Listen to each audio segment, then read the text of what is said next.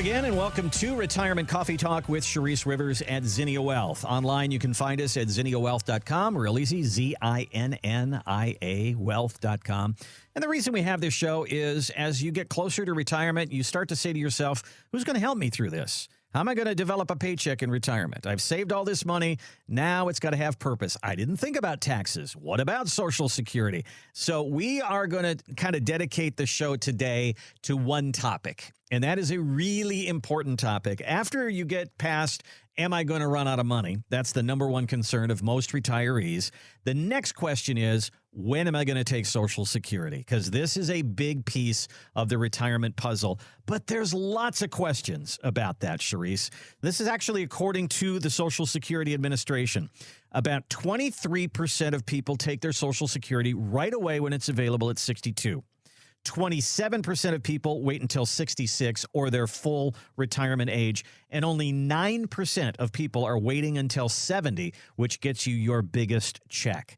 So you have client meetings every day, and this comes up. What is the general feeling there among people? Do they want to take it early? Do they want to, full retirement age? Do some people want to wait? What are you feeling out there? The earliest you can collect Social Security, Randy, is 62. Right. If you collect at 62, you don't get 100% of your benefit, right? Mm-hmm. So that to me is not right. But if you need the money, you need the money. I get it. Yeah. Full retirement age is between 66 and 67. And that's where you get 100% of your benefit. And the really neat part that's really cool here is that if you don't collect Social Security to age 70, the government gives you delayed retirement credits that average somewhere around 8% every year from age 67 to age 70. And on top of that, if there's cost of living increases, you'll get that as well. So if you are getting 8% plus cost of living is 2% adjusted every year, that's 10% a year. No advisor and even an investment can give you that number, right? So it is confusing on when we should collect, when maybe we hold off. Should we wait to 70? There's no right or wrong answer because, it depends how long you plan to live, right? And we don't have that crystal ball. So we want to plan the best that we can. So now your question was, when do people collect? So when people come in and do an income plan with us, we're going to look at the full package. We're going to say, okay, who's our higher income earner? Was it Mr. or Mrs.? Whoever's the lower income earner, maybe they didn't have as many credit hours. Maybe they're in and out taking care of the kiddos. Mm-hmm. We typically will start their Social Security early. Okay. And the reason why we'll do that at 62 for a lot of households, is because people fear Social Security not being here over the next 30 years. So they want to start collecting it. So it actually, skews that fear, saying at least one of us started collecting it. It also, there's that factor is, what if I don't live to 80, right, Charisse? Then, yeah, if you're not going to live to 80, we should probably collect at age 62, right? But we don't know how long we're going to live. So those are two factors that you have to build into that. So the lower income spouse typically collects at 62. Now, let's just say the lower income spouse was only going to collect $700 a month in Social Security. Well, you are allowed to collect off the higher income earner spouse when they start collecting. So let's say you're 62 and now your spouse is 67 and they're collecting. If your benefit is lower than 35% of what you could collect off the higher income earner spouse's benefit, they allow you to do that. So put some numbers with that. So if Mr. is going to get $3,000 a month and you're getting $700, half of that would be $1,500. You could step into that. Right. So really the math is at age 62, if you're 62, you can only collect 35%. You can't quite collect 50%, Randy. Okay. You have to wait as a spouse. You have to wait till your full retirement age to collect 50. So what she could or he could get is $1,050. So if you're on your own benefit, you're 62, if you're only going to collect $700, but you're allowed to draw off your the higher income earner's income, well, you can bump your $700 to $1,050. Okay. Now, if you said, hey, I'm going to wait till I'm full retirement age, then you're allowed to draw 50% from that $3,000 that your spouse is collecting. So you get $1,500. So it brings a lot more money to the picture. And I will let you all know the break-even point, whether you collect at 62 or 67 or 70, is give or take age 80. So if you plan to live and you do live past 80, the better strategy was actually waiting to age 70, as long, and you could live off other assets if you had them saved up, if you had them saved up.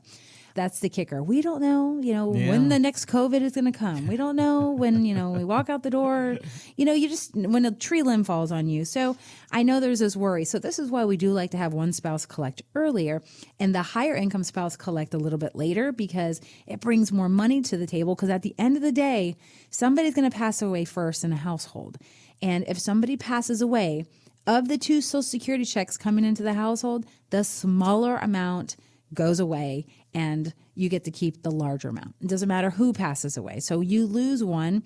And if you both had started collecting at age 62 and then we pass away at age 75, one of us, it leaves a lot less income for the surviving spouse later on. So we really, when you come into our office, the advisors are trained to really go through this stuff and help you understand. There's no wrong and there's no right.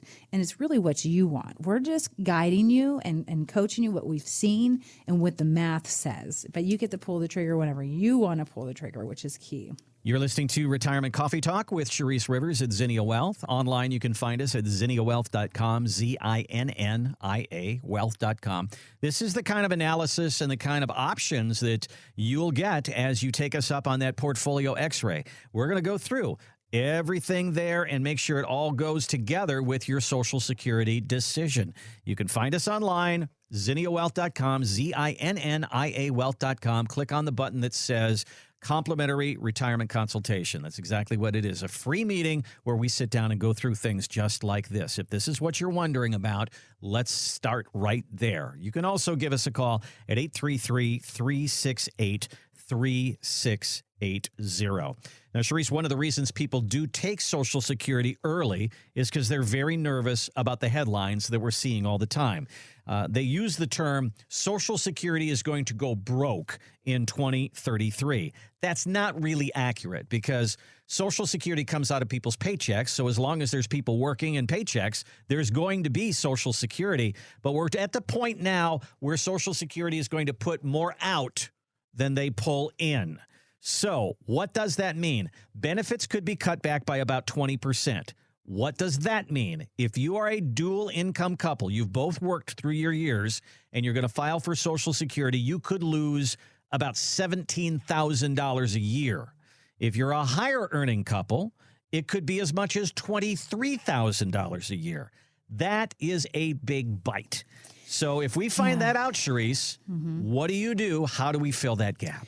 Right. I mean, for example, I had a client come in for a review. They said, Charisse, I've heard you talk about Social Security. We've been reading these headlines. Do we have to worry about it? And for their scenario, they had about $60,000 in total Social Security annually coming to the household. 20% to them is $12,000 a year. And if they both live 30 years, that's $144,000 that they get to come up with on their own if Social Security does reduce their benefits 20%. But that's just the start of it. What if, there's cost of living. So $144,000, you're going to need more than that. They need a bucket of at least $400,000 sitting on the sidelines on top of what we've already planned for to cover that missing amount if Social Security does deduct from your Social Security checks.